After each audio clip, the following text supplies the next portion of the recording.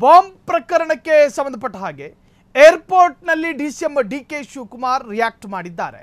ಈ ದೇಶದ ಐಕ್ಯತೆ ಮತ್ತು ಸಮಗ್ರತೆ ಬಗ್ಗೆ ಉಗ್ರ ಚಟುವಟಿಕೆ ಎಚ್ಚರಿಕೆಯಿಂದ ಇರಬೇಕು.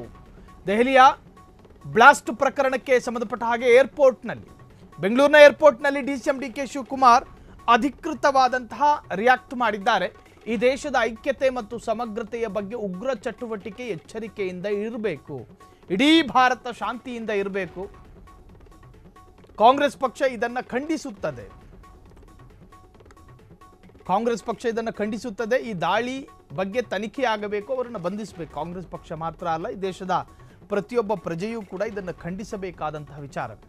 ನಮ್ಮ ದೇಶದ ಜನರನ್ನು ಕೊಲ್ಲುವ ಬಾಂಬ್ ಸ್ಫೋಟಗಳನ್ನು ಯಾರು ತಾನೇ ಸಮರ್ಥನೆ ಮಾಡಿಕೊಳ್ತಾರೆ?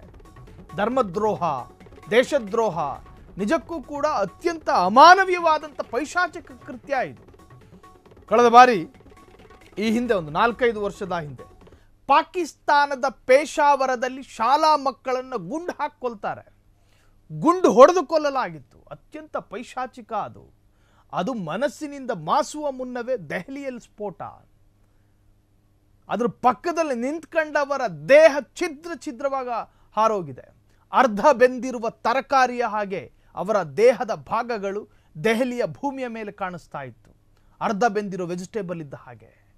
ಕೆಲವರು ಕಾಲು ಕಳ್ಕೊಂಡ್ರು, ಕೆಲವರು ಕೈ ಕಳ್ಕೊಂಡ್ರು, ಇನ್ನೂ ಕೆಲವರು ದೇಹದ ಅರ್ಧ ಭಾಗವೇ ಅರ್ಧ ಬೆಂದಿರೋ ಸ್ಥಿತಿಯಲ್ಲಿ. ಇದೆಂತಹ ಪೈಶಾಚಿಕ ಕೃತ್ಯ, ಇದೆಂತಹ ಸೈತಾನ್ ಕೃತ್ಯ.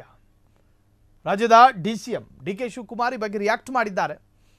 ಇದರ ಬಗ್ಗೆ ಸ್ವಲ್ಪ ಜಾಗೃತೆ ವಹಿಸಬೇಕು. ದೇಶ ಶಾಂತಿಯನ್ನ ಕಳೆದುಕೊಳ್ಳಬಾರದು.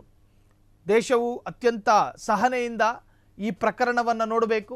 ಈ ಪ್ರಕರಣವನ್ನು ಕಾಂಗ್ರೆಸ್ ಖಡಾತುಂಡತವಾಗಿ ಇದನ್ನು ಅತ್ಯಂತ ಖಂಡನೀಯವಾಗಿ ಖಂಡಿಸುತ್ತೆ ಅಂತ ಹೇಳಿ ಅವರ ಅಧಿಕೃತ ಪ್ರತಿಕ್ರಿಯೆಯಲ್ಲಿ ತಿಳಿಸಿದ್ದಾರೆ. ಇಡೀ ಭಾರತ ಶಾಂತಿಯಿಂದ ಇರಬೇಕು. ಕಾಂಗ್ರೆಸ್ ಪಕ್ಷ ಇದನ್ನು ಖಂಡಿಸುತ್ತದೆ. ಈ ದಾಳಿಯ ಬಗ್ಗೆ ತನಿಖೆ ಆಗಬೇಕು, ಅವರನ್ನ ಬಂಧನ ಮಾಡಬೇಕು. ಗುಪ್ತಚರ ಇಲಾಖೆಯ ವೈಫಲ್ಯ ಆಗಿದೆಯೇ ಎಂಬ ಪ್ರಶ್ನೆಗೆ ನಾವು ಯಾರ ಮೇಲೂ ಕೂಡ ಆರೋಪ ಮಾಡೋದಿಲ್ಲ. ಆರೋಪ ಬೇರೆ ಸಮಯದಲ್ಲಿ ಮಾಡೋಣ. ಮೊದಲು ರಕ್ಷಣೆ ಮಾಡುವ ಕೆಲಸ ಮಾಡಬೇಕು. ಇದು ಡಿಸಿಎಂ ಡಿಕೆ ಶಿವಕುಮಾರ್ ಹೇಳಿರ್ತಕ್ಕಂತಹ ಹೇಳಿಕೆ.